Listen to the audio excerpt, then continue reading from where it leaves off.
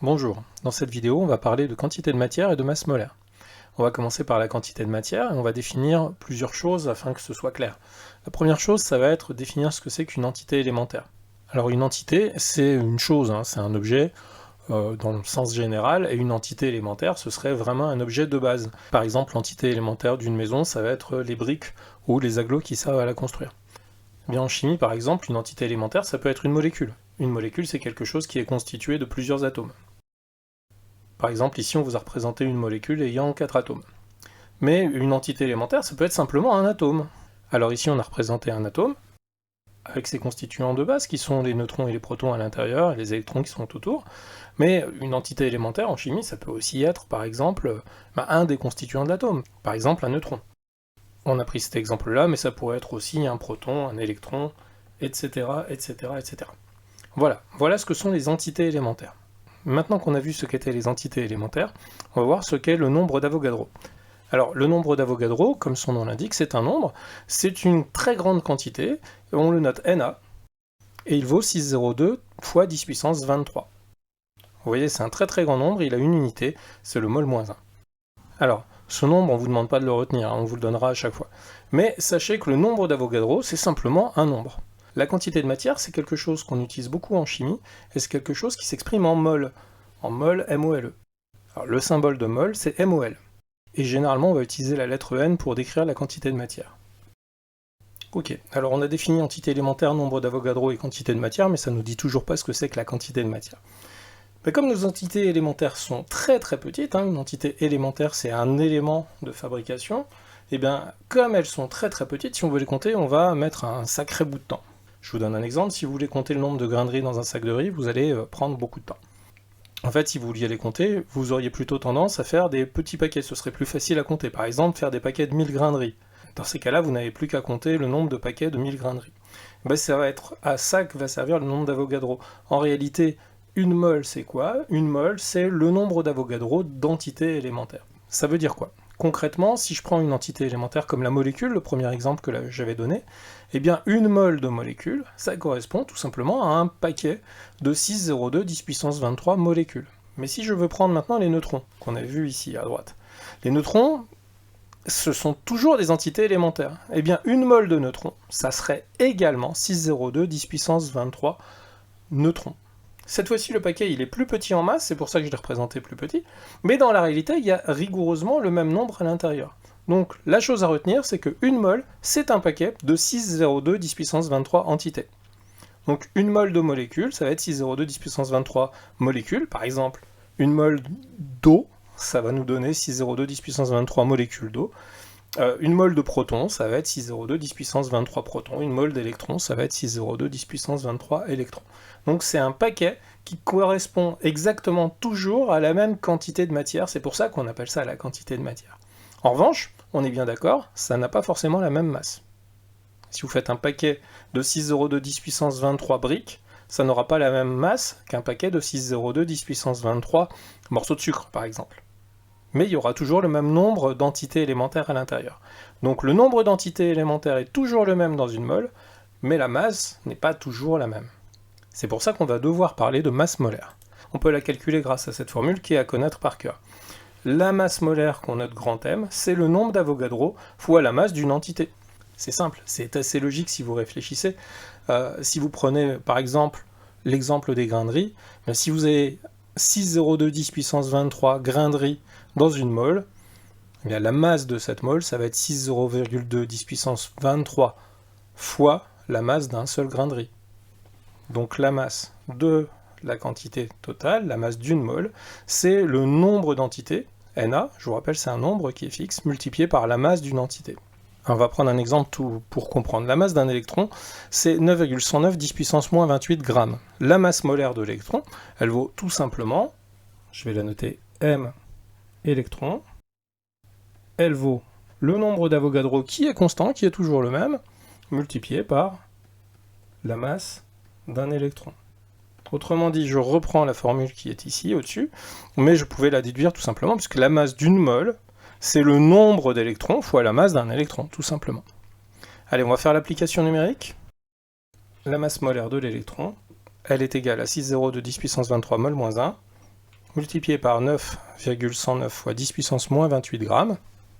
Je vais pouvoir les calculer. 6,02 multiplié par 10 puissance 23,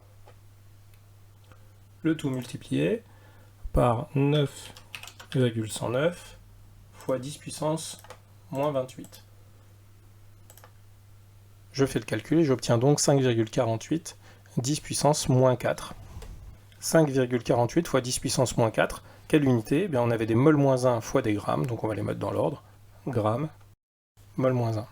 Donc 5,48 10 moins 4 grammes mol moins 1, ça veut bien dire qu'une mole d'électron pèse 5,48 10 moins 4 grammes.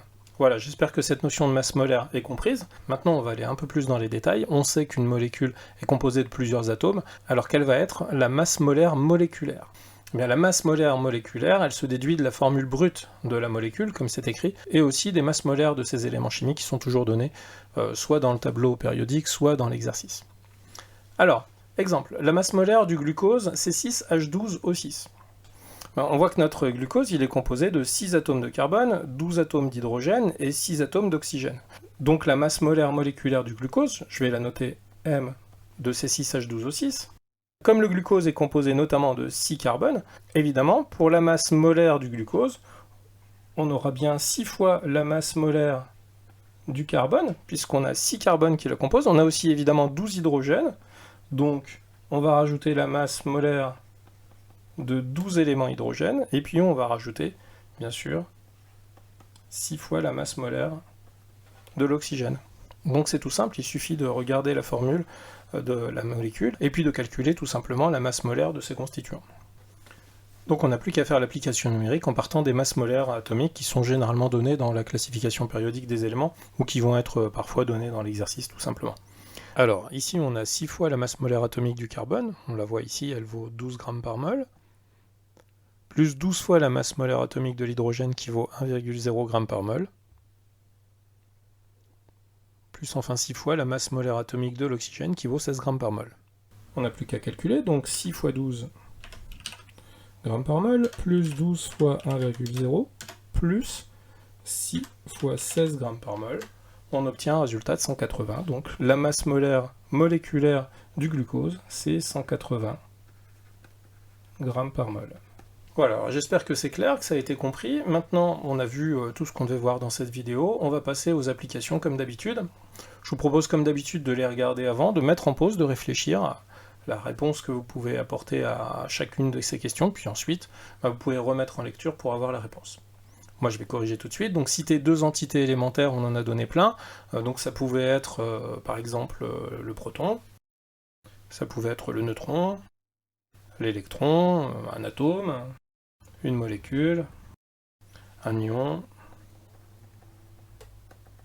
etc. Tout ça sont des entités élémentaires, c'est juste pour vérifier si vous reteniez bien la définition d'entité élémentaire. Quelle est l'unité de la quantité de matière? L'unité de la quantité de matière, on sait que c'est la mole, donc son symbole c'est MOL. Et combien y a-t-il d'atomes de cuivre dans une mole d'atomes de cuivre? Je vous rappelle que dans une mole, il y a toujours la même quantité de matière, c'est le fameux nombre d'Avogadro, donc dans une mole d'atomes de cuivre, il y a Na atomes de cuivre. Na qui vaut 6,02 10 puissance 23, atomes de cuivre dans une mole de cuivre. Voilà, si on avait eu 2 moles d'atomes de cuivre, évidemment, on aurait fait 2 fois 6,02 10 puissance 23, 3 moles, 3 fois 6,02 10 puissance 3, etc. Combien y a-t-il de molécules d'eau dans 3,5 moles d'eau? Alors, dans une mole d'eau, il y a 6,02 10 puissance 23 molécules d'eau, donc dans 3,5 moles d'eau, il y a, dans chacune mole, il y a 6,02 10 puissance 23, dans 3 moles, il y a 3 fois 6,02 10 puissance 23, dans 3,5, c'est 3,5 fois ça.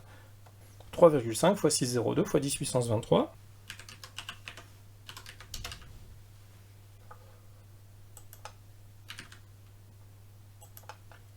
ce qui nous indique 2,1 10 puissance 24.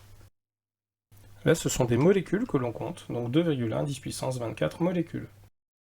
Alors, on va passer à la deuxième série d'applications, cette fois-ci sur les masses molaires. On vous donne la masse d'un ion calcium. Ça, c'est la masse d'un ion, et calculer la masse molaire de l'ion calcium. Pour calculer la masse molaire, c'est pas bien compliqué, on a vu que la masse molaire, c'était égal au nombre d'Avogadro, donc la quantité d'ions calcium qu'il peut y avoir dans une mole, multiplié par la masse d'un ion calcium, donc MCa2+. Donc ça va être tout simplement 6,02 10 puissance 23 mol moins 1, multiplié par 6,68 x 10 moins 23 grammes.